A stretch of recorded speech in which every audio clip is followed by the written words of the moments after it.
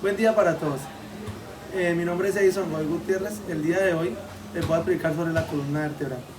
La columna vertebral tiene dos importantes funciones, que son sostener erguido el cuerpo, que es mantener y transmitir el peso de la cabeza, extremidades superiores y tronco hacia las piernas.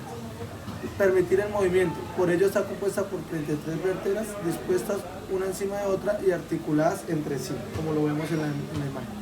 Proteger la médula espinal es que discurre por el agujero que las vértebras tienen en su centro, que es el canal medular.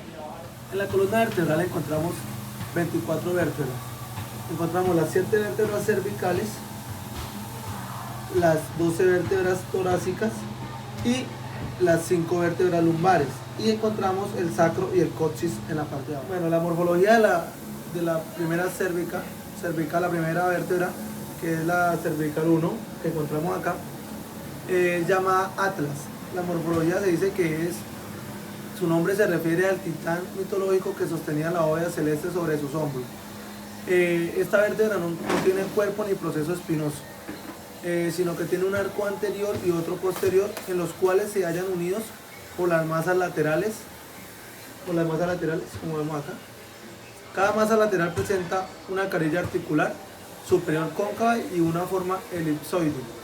Esta carilla se articula con el cóndilo del hueso occipital. En la cara inferior de cada masa lateral hay una carilla articular plana para articularse con el axis, que el axis es la segunda cérvica. De la cara lateral de la masa lateral nace el proceso transverso, que es más largo que el de las otras vértebras cervicales. Ambos arcos presentan en la línea media un tubérculo anterior y otro posterior respectivamente, teniendo un agujero vertebral muy grande, donde se articula el diente del axis, mediante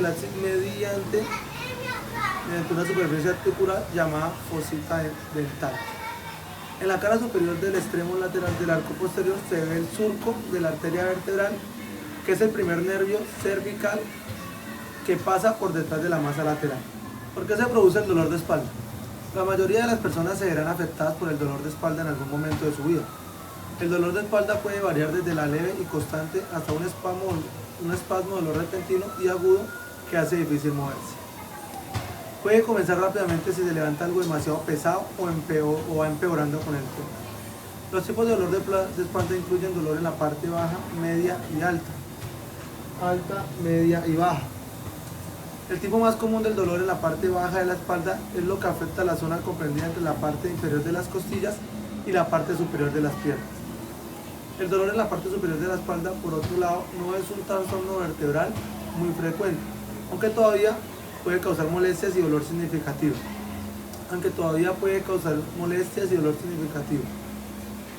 Hay dos formas de dolor de espalda: el agudo, que es el cual que puede ocurrir de repente, con duración probable de menos de 6 semanas, y el dolor crónico, que dura de 2 a 3 meses. El crónico es menos frecuente que el agudo. Listo. Una buena anamnesis, hacerle al paciente es preguntarle el tiempo de inicio que tiene el dolor, la forma de presentación, si el dolor es súbito, si es progresivo, si es una relación con traumatismo o no. La localización e irradiación del dolor, la presencia del dolor, factores que mejoren o desayuden los síntomas, si es flexión o rotación de la columna o tos, presencia de disfunción esfinteriana o sexual, síntomas en otros sistemas, ya puede ser ocular, respiratorio o cardiovascular. Ya después se hacen tratamientos médicos previos. Se debe realizar un examen físico completo que incluya un apartado neurológico dirigido a sensibilidad, fuerza muscular y reflejos en miembros inferiores, acompañado de algunas maniobras semiológicas como la prueba de elevación del miembro inferior o la maniobra del Lesage, entre otras. ¿Cómo distinguir entre el dolor inflamatorio y dolor mecánico? El dolor inflamatorio es aquel que no cede con el reposo e incluso lo exacerba, mientras que el dolor mecánico desaparece o se mitiga con el reposo. El dolor inflamatorio es propio de las artritis, mientras que el dolor mecánico es propio de la artrosis. Los tumores de la columna vertebral son espinales, que se forman dentro de la médula espinal o en el recubrimiento de la médula espinal dura, que se puede llamar dura madre. Se denominan tumores de la médula espinal los tumores que afectan las vértebras. A menudo se han diseminado se puede haber sufrido una metástasis desde algún cáncer en otras partes del cuerpo. Las lesiones de la columna se producen cuando una fuerza física directa causa daños en las vértebras, los ligamentos, los discos o discos de la columna vertebral, lo que determina que pueden haber hematomas, aplastamiento o desgarros en el tejido medular.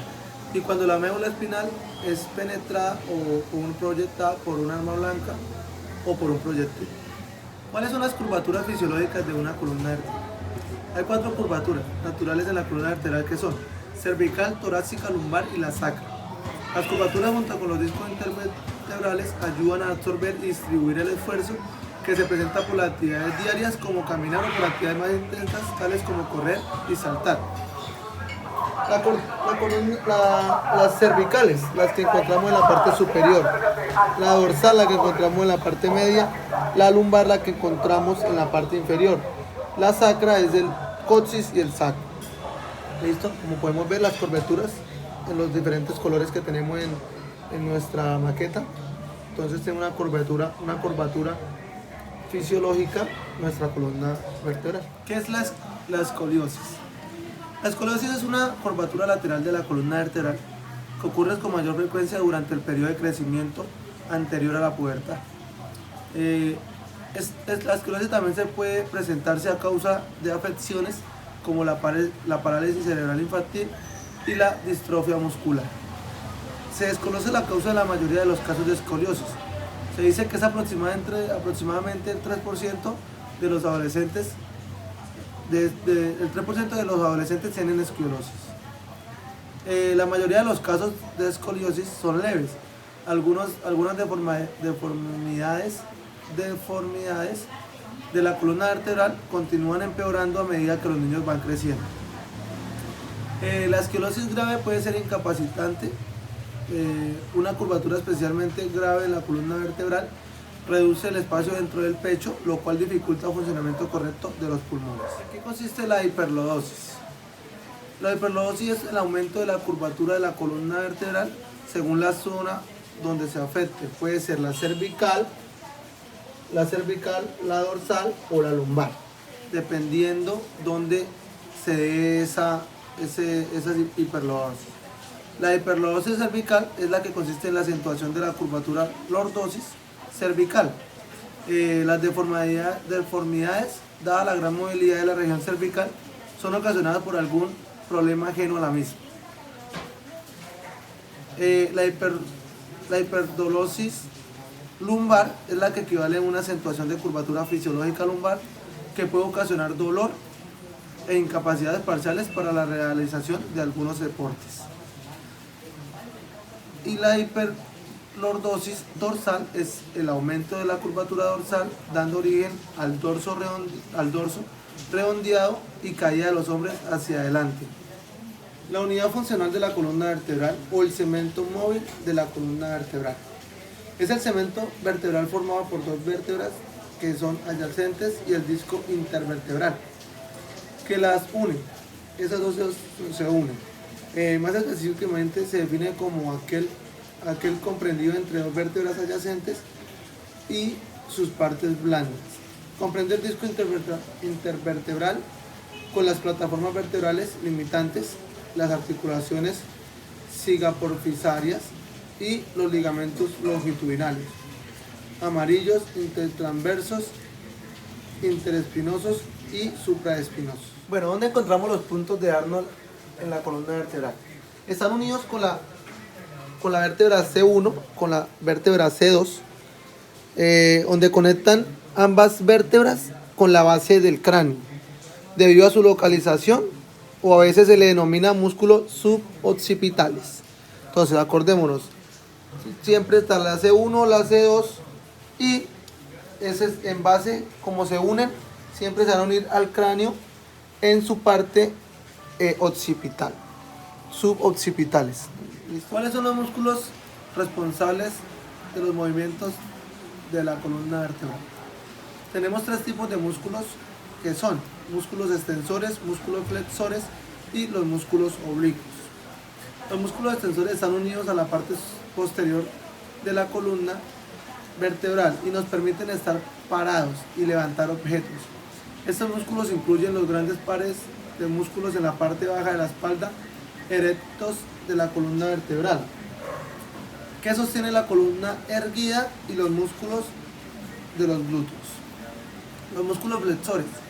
Los músculos flexores son los que están unidos en la parte anterior de la columna vertebral, que eso incluye los músculos abdominales y permiten la flexión, doblarse hacia adelante, levantar y arquear la parte baja de la espalda. Y los músculos oblicuos están unidos a los laterales de la columna vertebral y ayudan a rotar la columna y mantener una postura adecuada.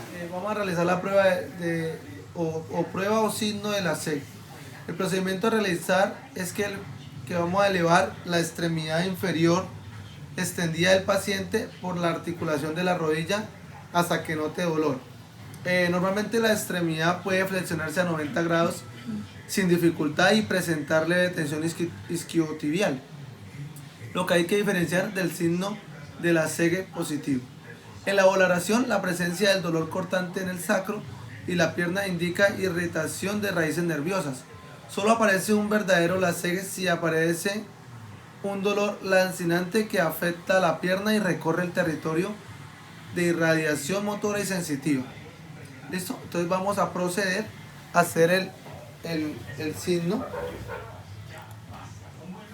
Listo, vamos a proceder a hacer el trabajo. Cuando sientan un pequeño dolor, me avisa.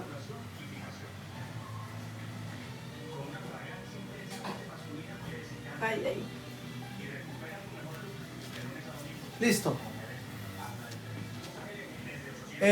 Si el dolor aparece en los 35 grados de flexión de cadera, sospecharemos la lesión extradural del nervio ciático. Bueno, y serán causantes la articulación sacroiliaca o el músculo piramidal. A este signo se le denomina el signo de Bone. Si el dolor aparece por encima de los 70 grados en la región lumbar, sospecharemos de una patología articular lumbar. Entonces en la paciente vimos este dolor porque lo tuvo a los 70 grados, lo tuvo mayor a los 70 grados. ¿Listo? Entonces ese es el signo de la C. Bueno, vamos a explicar o a mostrar cómo se hace el signo de Bone. Se utiliza para valorar la presencia de una neuralgia comprensiva del nervio ciático por espasmo del músculo piramidal de la pelvis. ¿Listo? Entonces vamos a pasar con la paciente. Se coloca la paciente de cúbito dorsal con los miembros superiores estirados a las extremidades inferiores. Bueno, entonces primero vamos a colocar una mano en la rodilla, la otra en el talón y le vamos a hacer un poquitico allá y vamos a hacerle fuerza hacia adentro. Una rotación o una abducción. ¿Listo? Si siente dolor, entonces es como una enfermedad en el nervio asiático. Bueno, vamos a realizar la prueba de Patrick o el test. Es un examen físico utilizado para el diagnóstico de posibles patologías de la articulación de la cadera o de la articulación sacroiliaca. También se utiliza para el diagnóstico del síndrome del piramidal. El examen se lleva a cabo colocando la pierna del paciente en flexión y la cadera en rotación externa y abducción.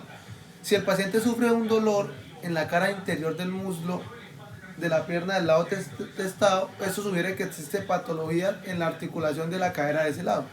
Si el dolor se da en la parte posterior y superior del muslo de la pierna contralateral o en la nalga, esto indica que el problema está relacionado con la articulación sacroiliaca. Listo, vamos a pasar al paciente.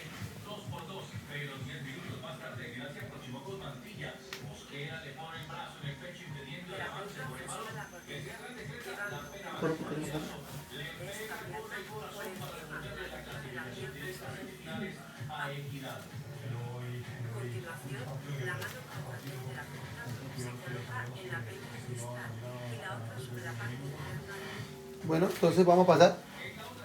Vamos a hacerle, colocar la pierna en apoyo en la otra rodilla de él. Una mano la vamos a colocar en la parte discal y la otra vamos a hacerle flexión a la rodilla.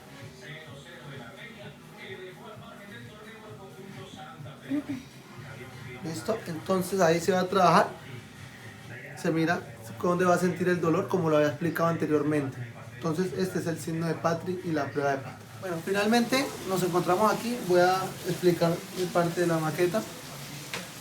Entonces vemos, no sé si se vea en el video, diferente color, porque en este color azul claro vemos la parte cervical, en este amarillo vemos la parte dorsal y en este azul oscuro vemos la parte lumbar. Y esto encontramos el sacro y el coxis. ¿De qué está hecho?